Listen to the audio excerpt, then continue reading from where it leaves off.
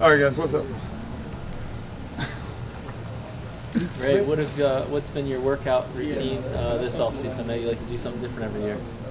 It's a bunch of everything.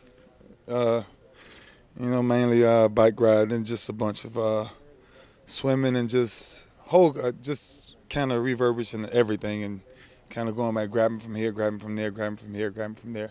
Just putting a lot of different programs together. You look really trim.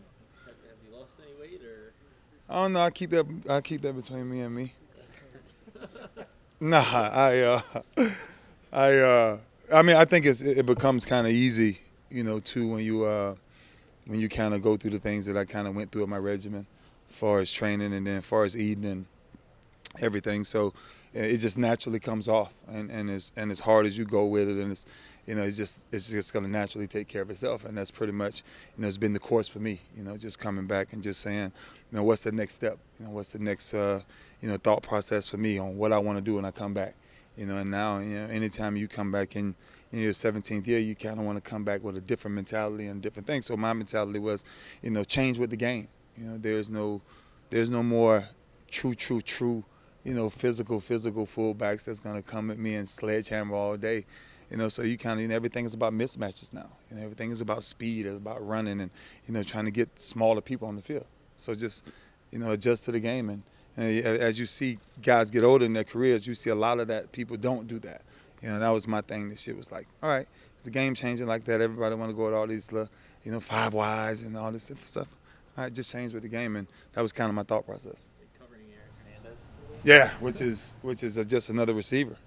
Playing the tight end position. He's just he's not your typical big tight ends. 6'5", 6, he's not that. And those are the things that I think once you actually have been in the game so long, you just learn to adjust to. Ray, when you see Derek Mason retire yesterday after 15 years, Yeah. you're on 17 years. Yeah. Do you count the numbers? Do you savor? Do you look at where you are in your career, or you kind of tune all of that stuff out and just focus on play today? Yeah, because I think you're talking about for me and him, you're talking about like two totally different issues. Mace was probably one of the best receivers I've been around. Play this game, but at the same time, Mace, had a couple of different homes. And that itself kind of drains you. Itself being here in Baltimore, for now 17 years, it's a different energy. It's a different energy, so you never really think about it.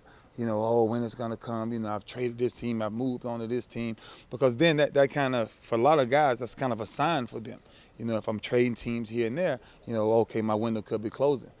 For me, it's, the relationship me, Oz, and Steve have, and the relationship I have with my body is go as long as you want to go. So that thought process never really comes up. So whenever it happens, but it's definitely nothing I think about.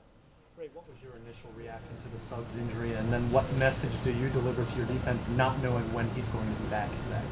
Well, I mean, I don't think it's hard, because the first thing I told, I saw Steve and John, the first thing I said, but before any great blessing, you're gonna go through a storm.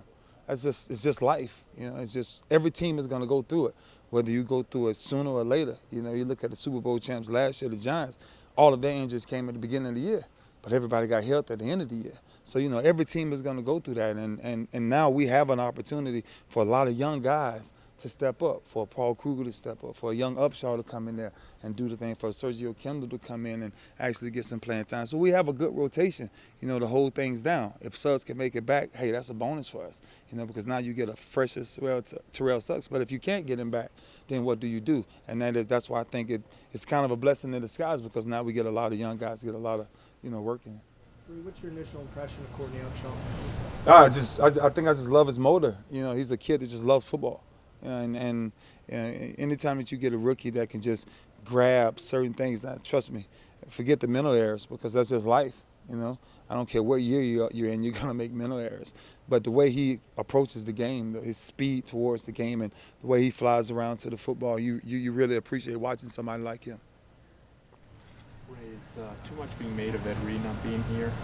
I think it is. I mean, people across the world, never worry about mini camps or whatever, and whatever him and Coach Newman talked about, they talked about. You know, I don't think it's an issue at all, man. You know, Ed has other things going on. You know, it's a baby boy and he's really trying to, you know, focus on things like that. And sometimes life calls you away from the game.